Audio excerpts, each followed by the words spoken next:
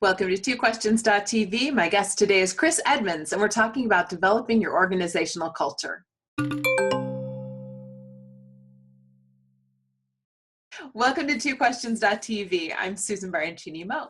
Joining me today is Chris Edmonds, a speaker and executive consultant who helps leaders create purposeful, positive, productive work cultures. He's also the author of this book, The Culture Engine, a framework for driving results, inspiring your employees, and transforming your workplace. Hi, Chris. Welcome to the show.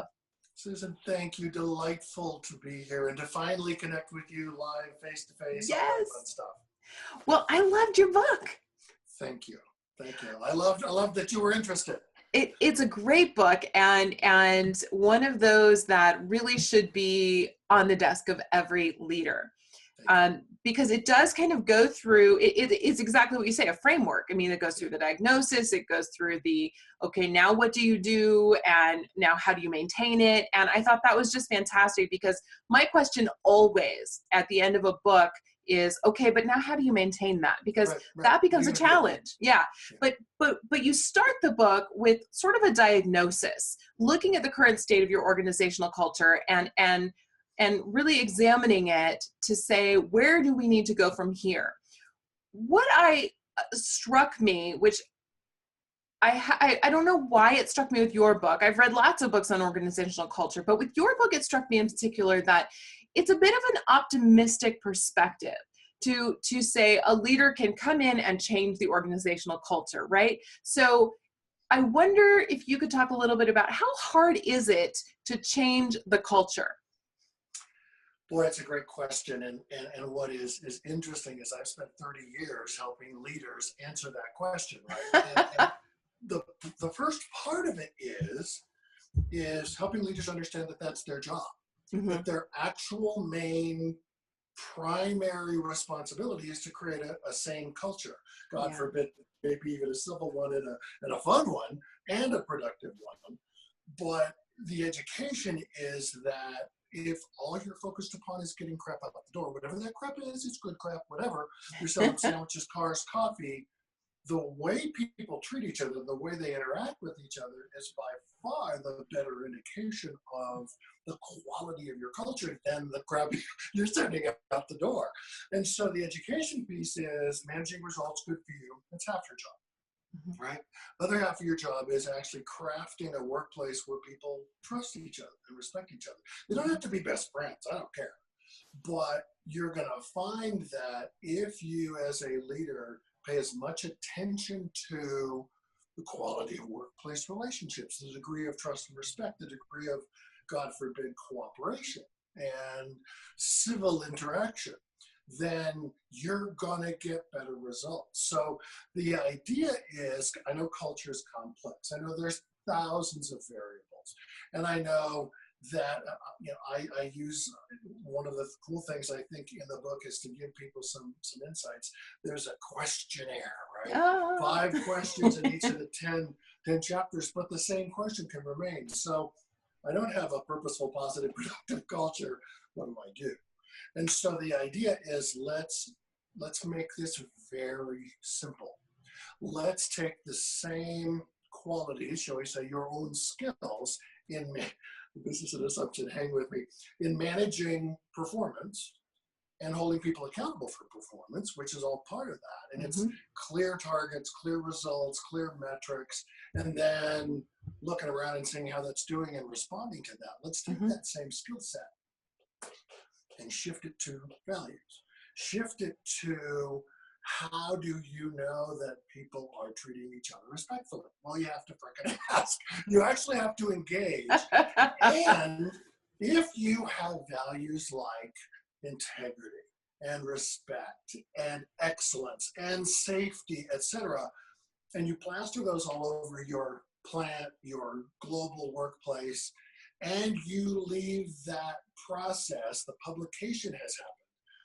Everybody now knows what they're supposed to do. They're going to be great. They're not.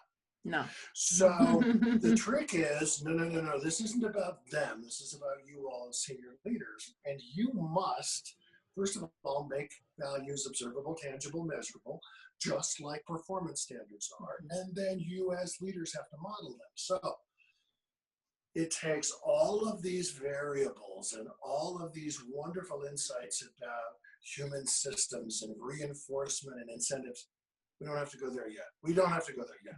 In fact, let's just make values as important as results. And people get that. They go, oh, my best boss did that. Well, why don't you be a best boss then, right? Mm-hmm. And let's make the values so that they don't have to be interpreted by anybody. Because if you go out today and you ask 10 people in your company what integrity means, you're going to get 20 different answers. Yes. So let's not give them a quiz every hour because they're going to fail. So let's tell them, this is the pathway. We're going to pave this path in the jungle, in the forest, call it what you will. Stay here on the path and we'll feed you and we'll praise you and we'll pay you. And right, if you go off the path, it's going to be harder, right? But if you stay on the path, now this is the key lever, which is if you want people to treat each other differently, then you have to model it. Mm-hmm. So it puts all of the pressure upon, yes, I know, terrible. All the pressure happens to fall upon the senior leaders first, right? Because everybody's watching what they do. What their plans, decisions, and actions say are important. That's the kind of unstated, implicit norms. And they may not be very nice, right? They may not be very kind at all. So if you want trust and respect and dignity and more money, then leaders have to model it. And so just as I help leaders understand that you're going to get farther with crafting a civil workplace if you make values observable, tangible, measurable, then not only do you have to be the champions, the role models of this, but then we're going to measure you. Well, what do you mean you're going to measure me? Well, just like you measure performance, and oh God, you have dashboards everywhere to measure performance traction. Yeah.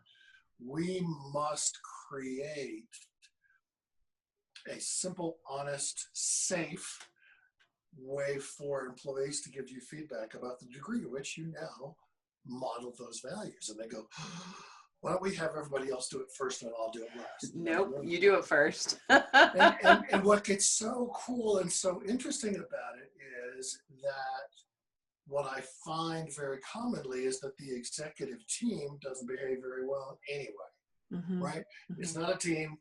It's a group of affiliated people that battle for limited resources every day. And if I screw my buddy, if I stab you in the back, then I won today. Or I won this morning, and this afternoon we start again. So it's like, no. All of you are on duty all the time. I tell senior leaders, as you go down this path of formalizing valued behaviors, you cannot run a yellow light in this town ever again. Ever, yeah. You cannot go to the grocery store and someone go, I haven't been to the grocery store in decades. What? Okay, get it. But if you go to the grocery store, you can't go to the 10 items or less with 20 items. You cannot do it because everyone's going to carefully scrutinize everything you do. Yeah. And so the reality is that, now this takes a while, but as you can see, what I'm crafting is let's leverage your performance management skills, assuming they're pretty good. Mm-hmm. Let's make values observable, tangible, measurable. Nobody has to interpret anything. And let's measure the tar out of them. Let's measure them at least twice a year. Yeah. And the first couple of rounds of the survey are employees scrutinizing you, rating you as leaders, and next level leaders get it as well. And then maybe the third round of the survey, you invite everyone to rate themselves, each other, and their bosses. Yeah. So it's like, my God, that's a lot of work. Well, yeah, it's the other half of your job. And if you don't measure it, then the not so subtle message is that that's not important. Right. So that was a very long answer. No, it was great, actually, very thorough. Let's say thorough, not long, thorough. Yeah. Now, what occurs to me as you're talking about this is that you can lose people in this process because when you begin to change a culture, there are some people who are very content in the culture as it is. So you're going to have to hire people. And so let's talk for a minute about hiring, because in my work as an executive coach, I do find that hiring trips up a lot of my clients. People hear the idea of hire for values alignment, and they often aren't really clear on how they end up with skilled workers who also match the culture. Yeah. But you tie this up really nicely in the book. So could you explain a little bit about how to do that for the folks who are waiting for their book to arrive. That's right. The idea is that if, as I push back and say, well, tell me about your most recent hire. And they go, oh, she's brilliant, or oh, he's great. Well, what did you look at? Well, we looked at demonstrated skills, demonstrated accomplishments. We had the team members that she's going to work with interview, with the team. I said, did you talk at all about work ethic? Yeah, we kind of talk about it. I said, not much. Really? Exactly. Because the thing that you are most trained to observe and to monitor is skills, and therefore the application of those skills, which leads to the results that you want. Right. Well, if now I'm saying that's half your job, good for you. Don't ignore that. But how might you engage people in learning about what their own workplace values are? What are the behaviors that they've grown accustomed to model day to day? And what is very interesting is that folks come into an interview thinking, I need to show them what I can do, right? This is a skills thing. And the reality is, yes, that's half. The other half is going to be, we've got a really interesting culture here, and it's a very intentional culture. And ours is a culture of sanity and respect and trust. And people might go, well, that sounds good. What does that mean? Well, let's go have you talk to the team members that you might be working with, so that you understand that under pressure, this is how this team operates. It's not an individual going out on, some wonderful idea and leaving everyone in the dust and maybe causing problems because you're acting so independently. We all work together here. We all, or whatever the pattern is that has been proven to you all that that's the right culture for you. So I literally say you need to spend 70% of the interview process on values and learning, crafting questions where you can say, okay, so it's late on Friday, kid's soccer game has started 45 minutes ago. This thing didn't go out to a customer you promised. What do you do? Well, again, we're focusing upon a result that was not met. But we're also learning about, so what's their problem-solving thinking like? What is their teamwork thinking like? Right. And the reality is that it's unlikely you're going to find someone who's going to come in and fit your culture perfectly, because they have been, let's call it infected, right? They have been trained to behave the way they're coming in. And the way they're coming in is probably, it's all about results. Yeah. If I screw my buddy, that's okay. And that's not what you want. And so the investment of time and energy, and I would say with some of my clients, it's been just delightful to see not only some of the creativity, but they get so powerfully passionate about the culture that they almost say, we can teach you almost anything. And I see you have, this certificate or that set of skills. We're not going to talk about that at all. Let's talk about the work ethic. That's a very unique one to our team. And in fact, if you go to other teams in our company, it may not be as good as it is here. So, and that's interesting, right? So the idea is that you want to be much more intentional about the values match with people coming in, which means you absolutely have to invest a huge amount of time and energy. I appreciate when you said in the book you can get a little sneaky with your questions. I interviewed someone who is the CEO of one of those companies that makes all the best places to work lists because their culture is so phenomenal. And I asked him, like, what are you doing? Like, what is it? Why are you on all these lists? What makes you so great? And he said, well, one of the tenets of our, he gave me the list of their, culture. And he said, but the first tenet is generosity. I said, okay, let's take generosity. How do you hire for that? And he said, well, because they had, all these unlimited perks, right? Unlimited vacation, unlimited food. They have a pantry. And so they need people who are generous enough that they won't totally take advantage of that, right? Exactly. So their spirit is, we're generous with you. We assume you're going to be generous with us. And I said, how do you hire people for generosity? And he said, well, I just asked them, when's the last time you took someone out for a cup of coffee and paid for no reason other than you just wanted to hang out with them? I thought that was a little bit of a sneaky question. It is a sneaky question. But it's fantastic. It gets to the root of, is this something you think about? Is this something you act on? Exactly. So I love those kinds of questions. And I like that you acknowledge that sneaky questions are okay. So, yeah. Chris, thank you so much for joining me today. Absolutely. So appreciate, you can tell I'm somewhat passionate about culture. And again, the book is an entree for leaders.